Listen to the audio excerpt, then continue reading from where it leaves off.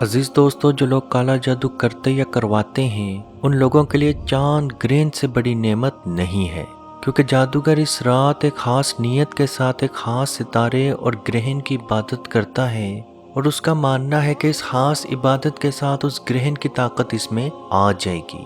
तो इसीलिए उस ग्रहण की खास नीयत के साथ पूजा करना शुरू करता है, इबादत करना शुरू करता है। और जादूगर का मानना है कि इस इबादत के बाद, इस खास इबादत के बाद जिस इंसान के ऊपर वो जादू करेगा उससे खतरनाक किस्म का जादू आम दिनों में नहीं हो सकता, और उस जादू का इलाज तब तक नहीं होगा जब तक दोबारा इसी तरह का ग्रहण नजर ना आ जाए। अजीज दोस्तों, जैसा कि आप लोग जानते होंगे, 5 मई 2023 को रात 8:14 से लेके रात 12:32 तक चांद ग्रहण देखा जाएगा, और ये ग्रहण तमाम एशिया, यूरोप में नजर आएगा। और इस तरह का ग्रहण 2022 के बाद दोबारा 2025 में ही देखा जाएगा। तो अजीज दोस्तों, जादूगर का यही मानना होता है कि इस ग्रहण के वक्त जिस तरह का वो खास जादू करेगा तब तक उस जादू का इलाज नहीं हो सकता जब तक दोबारा इसी तरह का दोबारा ग्रहण नहीं लग जाता। ग्रहण वैसे तो साल में एक दफा लगता है या साल में 2 दफा लगता है, लेकिन इस तरह का चांद ग्रहण दोबारा 2025 में नजर आएगा।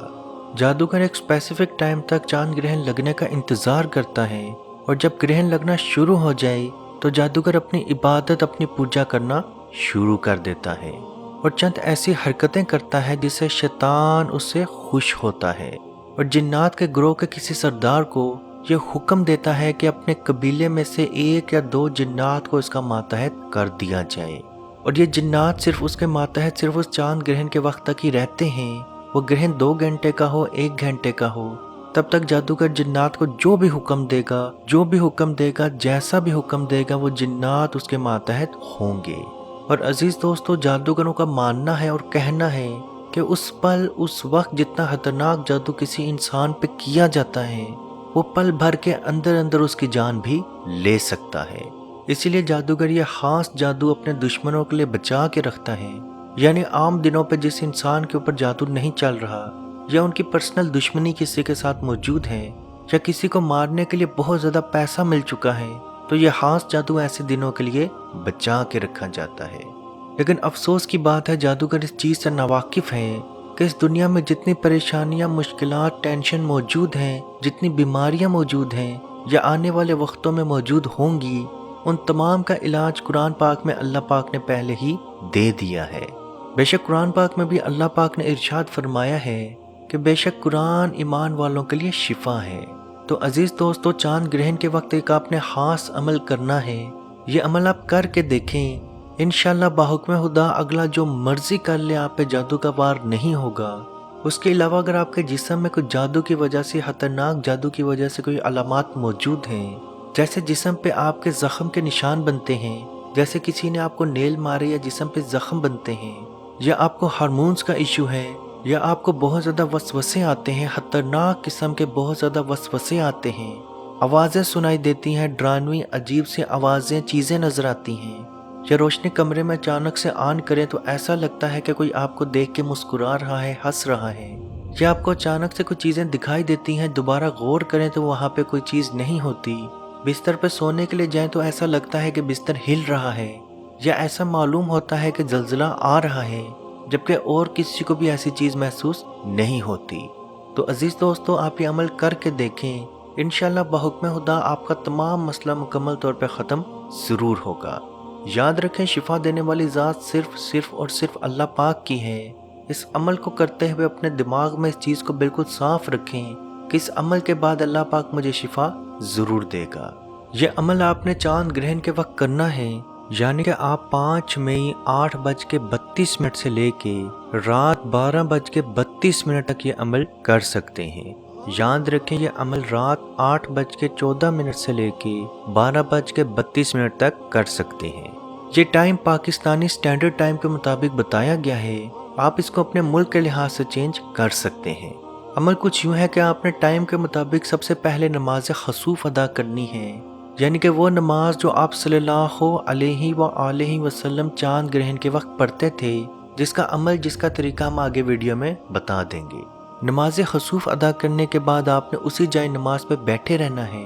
اور ایک تسبیح 100 ٹائمز آپ نے اللہ اکبر پڑھنا ہے، اور یہ پڑھتے ہوئے آپ نے ہلتے رہنا ہے، جائے نماز پہ بیٹھ کے آپ نے ہلتے رہنا ہے، یعنی کہ آپ کے پورا جسم آپ کے ذکر کے ساتھ جھوم رہا ہو۔ جب 3 تسبیح آپ کے مکمل طور پہ ختم ہو جائیں تو آپ نے 4 مرتبہ سورہ فاتحہ، 4 مرتبہ آیت الکرسی اور ایک مرتبہ سورہ بقرہ کی آخری 3 آیات اور سورہ فلق اور سورہ ناس، یہ تمام صورتوں کی تلاوت کر کے اپنے پہ دم کر لینا ہے۔ اگر تمام گھر والوں پہ دم نہیں کر سکتے تو پانی کا جگ اپنے سامنے رکھ لیں اور یہ تمام اذکار کرنے کے بعد پانی پہ دم کر دیں، جگ میں لے لیں، گلاس میں لے لیں، باٹل میں لے لیں، وہ پانی تمام گھر والوں کو پلا دیں۔ اگر آپ کو لگتا ہے کہ آپ کے گھر میں بھی جادو کے علامات موجود ہیں تو وہ پانی پینے کے بعد باقی پانی آپ گھر کے کمروں پہ چھڑک دیں، یعنی کہ گھر کے کمروں کے کونوں پہ چھڑک دیں۔ یاد رکھیں آپ نے ایسی جگہ پہ پانی چھڑکنا ہے کہ دوسرا کوئی شخص وہاں پہ پاؤں نہ مار سکے، اور تھوڑی دیر کے بعد خود بخود وہ پانی ہوا میں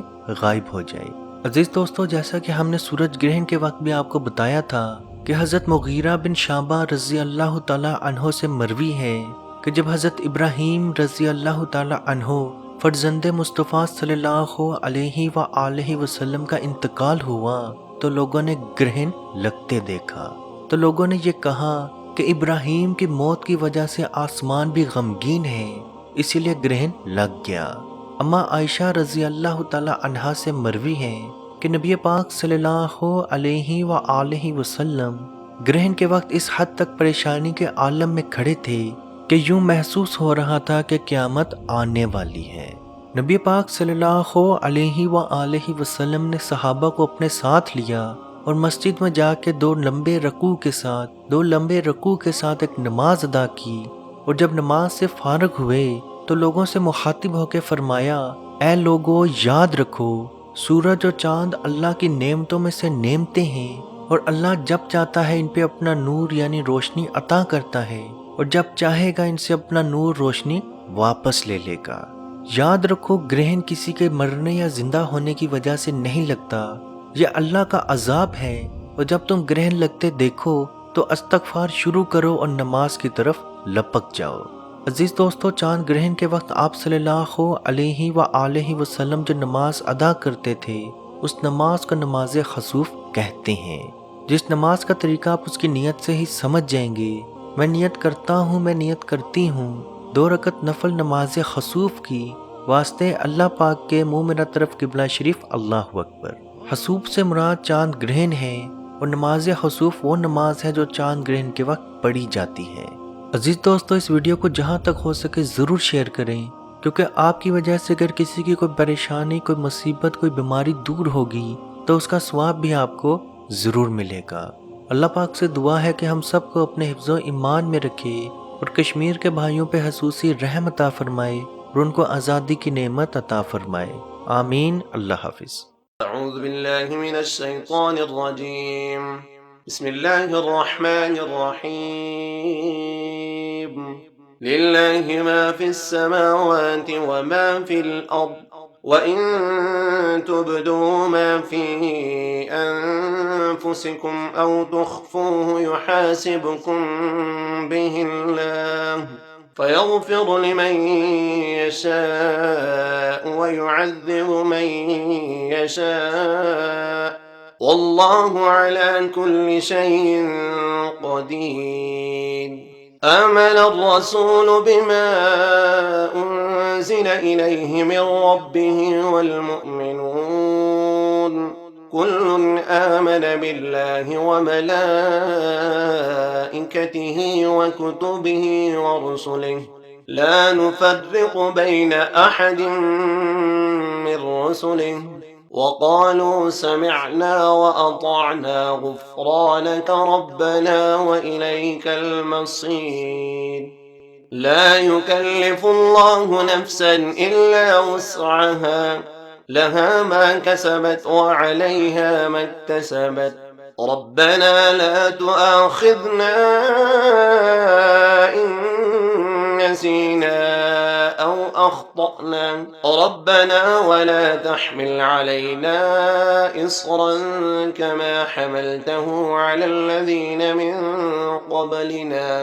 ربنا ولا تحملنا ما لا طاقة لنا به واعف عنا واغفر لنا وارحمنا أنت مولانا فانصرنا على القوم الكافرين.